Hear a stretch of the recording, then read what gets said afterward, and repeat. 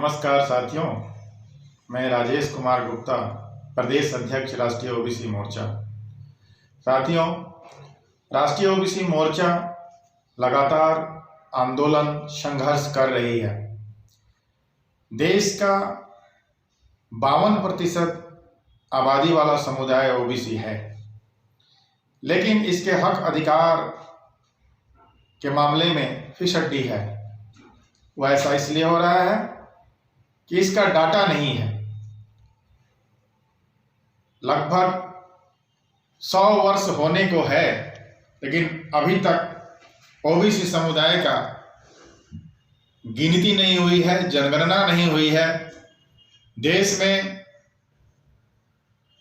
अनुसूचित जाति, जनजाति, अल्पसंख्यक, महिला, पुरुष, बच्चे, पेड़ पौधे, जानवर, यहाँ तक कि थर्ड जेंडर, हिजड़ा का भी गिनती हो चुका है, लेकिन पिछड़ा का गिनती नहीं हुआ है। ये बहुत बड़ी दुर्भाग्य है। गिनती इसलिए होती है कि उस समाज का स्थिति क्या है, कितने लोग किस पेशा के अंतर्गत अपना जीविकोपार्जन कर रहे हैं, कितने ऑफिसर्स हैं, कितने पढ़े लिखे हैं, कितने बेरोजगार हैं, कितने अनपढ़ हैं, कितने लोगों के पास घर मकान है नहीं है। ये सब गिनती होने पर ही उनके विकास के लिए योजनाएं बनती है। लेकिन चाहे वो छात्रवृत्ति देने की मामला हो छात्रों को, कि भाई इस समुदाय का कितने लोग के छात्र किस वर्ग में हैं, ये सब सारी चीजें गिनती हो जाने से होती। तो राष्ट्रीय ओबीसी मोर्चा जाति आधारित गिनती करने के लिए हर एक मंचों से आवाज उठा रही है। कई आंदोलन किए हुए हैं हम लोग, और यह आंदोलन जारी है। पूरे राज्य में राष्ट्रीय ओबीसी मोर्चा क्रीमी लेयर हटाओ, जातीय जनगणना कराओ रथ यात्रा की तैयारी कर रही है, जिसमें राज्य के 5 प्रमंडलों में से 3 प्रमंडल, उत्तरी छोटानागपुर प्रमंडल हजारीबाग, कोल्हान दुमका प्रमंडल और पलामू प्रमंडल में मेदिनीनगर में कार्यक्रम हो चुके हैं। अब दक्षिण छोटानागपुर और कोल्हान प्रमंडल में कार्यक्रम होने हैं। इसके बाद पूरे राज्य में राष्ट्रीय ओबीसी मोर्चा जन जागरण और अपने मुद्दे को स्थापित करने के लिए अपने लोगों के बीच में ले जाकर इसे दबाव बनाने के लिए रथ यात्रा का प्रोग्राम करने की तैयारी चल रही है, जो राज्य के एक एक ब्लॉक को छूने का, अर्थात वहां पर जाने का काम राष्ट्रीय ओबीसी मोर्चा करेगी। जाति आधारित जनगणना नहीं होने से काफी नुकसान हो रहे हैं, और इस नुकसान की भरपाई तभी हो सकती है जब इस समुदाय के गिनती हो जाएगी। आप देखेंगे कि इस 52% आबादी वाले समुदाय का यूनिवर्सिटी में प्रोफेसर शून्य है। इनके इस समाज के ना वाइस चांसलर हैं, और न्यायपालिका में देखेंगे हमारे लोग नहीं हैं। कार्यपालिका में वही स्थिति है। भारत के प्रधानमंत्री पिछड़े वर्ग से आते हैं, और उनके प्रधानमंत्री कार्यालय में लगभग 500 सचिव हैं, लेकिन एक भी उनमें ओबीसी समुदाय का लोग नहीं दिखेंगे। उसी तरह से आप जिस क्षेत्र में जाएंगे ओबीसी समुदाय का हाशिए पे पड़ा हुआ है। तो सरकार से मेरी अपील है, वो केंद्र सरकार हो राज्य सरकार हो, दोनों से अपील है कि इस समुदाय का आबादी 50% है। संविधान के अनुसार अनुच्छेद 15(4) में स्पष्ट है कि उनके आबादी के अनुसार उनकी भागीदारी सभी क्षेत्रों में होना अनिवार्य है, और ये तभी हो सकता है जब इस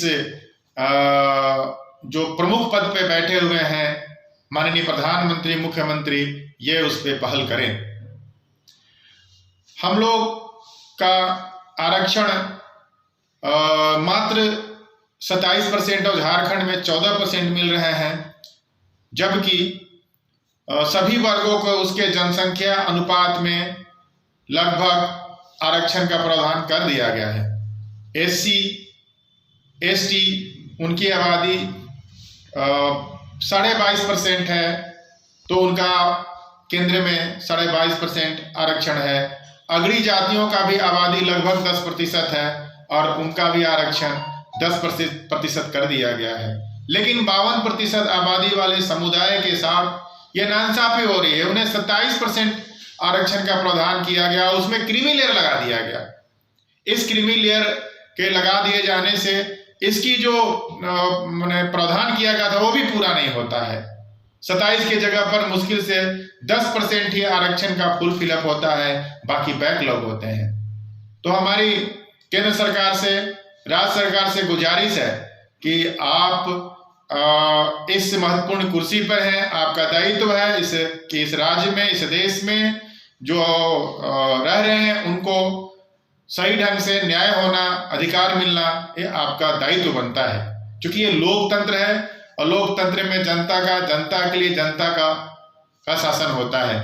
तो इसलिए आप जनता के प्रतिनिधि हैं और 50% आबादी वाला समुदाय अगर हाशिए पर रहेगा, देश सशक्त नहीं होगा, मजबूत नहीं होगा। तो अगर सचमुच में जो नेता, जो लोग कहते हैं कि हमें राष्ट्रवादी कौन है, मैं ये कहता हूं कि राष्ट्र के 50% आबादी वाले के साथ न्याय नहीं होगा, तो वैसे लोग राष्ट्रवादी कभी नहीं हो सकते हैं। वही लोग राष्ट्रद्रोही हो सकते हैं जो राष्ट्र में 50% रोक रहने वाले लोगों को हाशिए पर रख दिया जाए। जो चाहते हैं कि देश को मजबूत करना है, तो उन्हें 50% आबादी वाले समुदाय को मजबूत पहले करना होगा, लेकिन ये नहीं हो रहा है। इसका हम लोग पुरजोर मांग कर रहे हैं कि आबादी के अनुसार 52% केंद्र में और राज्य में नौकरियों में हमको मिलनी चाहिए। और साथ में बहुत तेजी से देश में 348 निजी क्षेत्र की जो कंपनियां हैं, सरकारी कंपनियां हैं, उसे औने पौने में प्राइवेट सेक्टर में सेल कर दिया जा रहा है, बेचा जा रहा है। ये बहुत बड़ी दुर्भाग्यपूर्ण बातें हैं और इससे ओबीसी समुदाय और SC और ST के हक अधिकार लूट रहे हैं, उनका आरक्षण समाप्त हो रहा है। जो प्राइवेट सेक्टर में चले जाते हैं उसमें आरक्षण नहीं है। मैं यहाँ कहना चाहूँगा कि जितने देश के कारपोरेट लोग हैं वो देश के पैसा से ही अपना कल कारखाने लगाए हुए हैं, चलाते हैं लोन लेकर।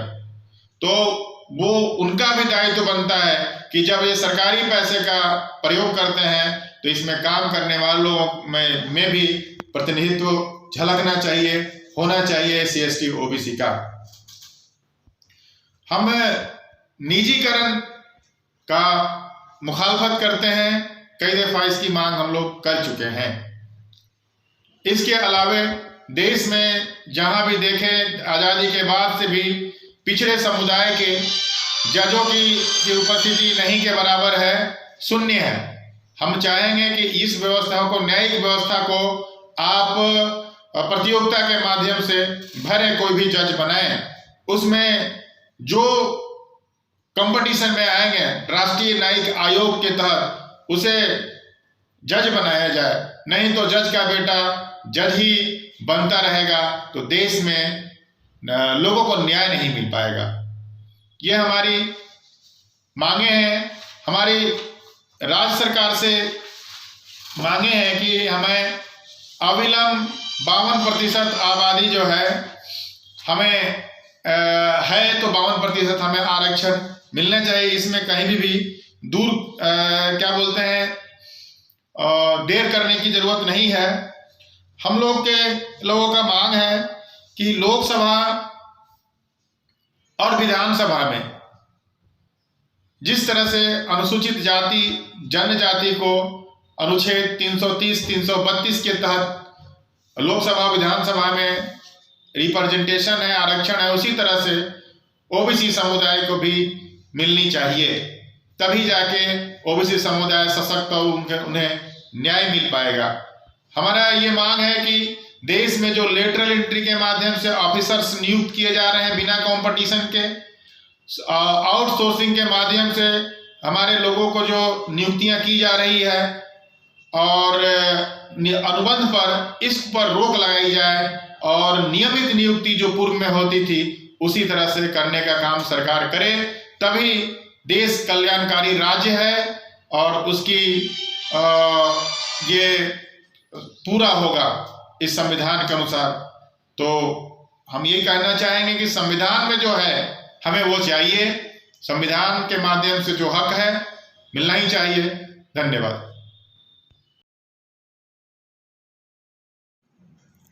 ये अगर अब तक झारखंड टीवी को सब्सक्राइब नहीं किए हैं तो सब्सक्राइब करें, लाइक करें, शेयर करें।